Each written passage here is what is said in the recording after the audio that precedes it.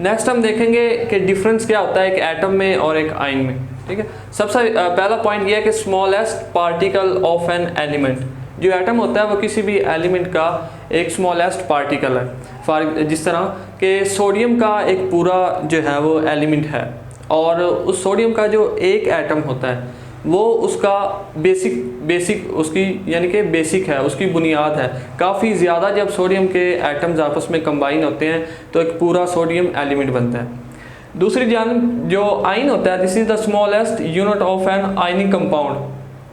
तो ये क्या होता है कि कोई भी आयनिक कंपाउंड है तो ये उसका स्मॉलेस्ट यूनिट है। फॉर एग्जांपल जिस तरह के सोडियम क्लोराइड है NaCl, अगर अकेला सोडियम होगा या अकेला क्लोरीन होगा तो ये सेपरेटली दोनों एक क्या है, एलिमेंट है।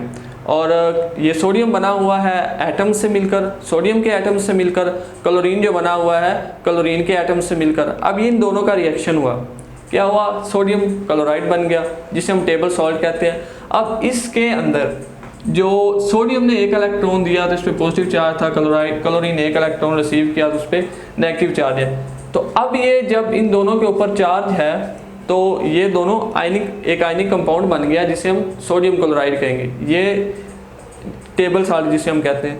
तो इस आयनिक कंपाउंड में ये जो केटाइन है और ये एनाइन है, ये इसका स्मॉलेस्ट यूनिट है।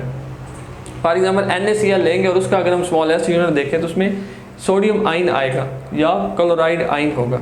ठीक है, तो इससे आपको समझ आ गई है कि जो आयन है वो किस तरह smallest unit of an ionic compound है। अब नेक्स्ट पॉइंट हम देखते हैं, इट कैन और can not exist independently and take part in chemical reactions.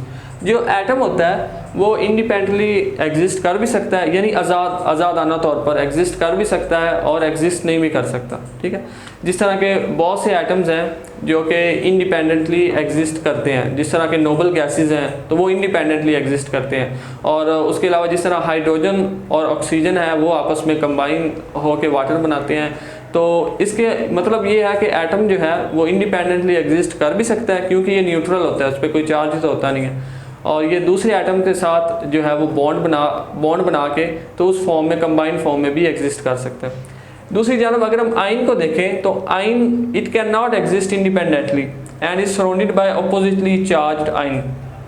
क्या होता है कि जो आयन होता है ये इंडिपेंडेंटली एग्जिस्ट नहीं कर सकता और इसके इर्द गिर्द जो दूसरे आयन्स होते हैं अपोजिट चार्ज के वो होते हैं। फॉर एग्जांपल अब ये सोडियम क्लोराइड की एग्जांपल ले रहे हैं तो इसके क्रिस्टल लेटस के अंदर जो है एक सोडियम होता है तो इसके इर्द गिर्द क्लोराइड आयन जो होते हैं उन्होंने इसको जो है वो सराउंड किया होता है इस तरह इसके क्रिस्टल लेटस के अंदर।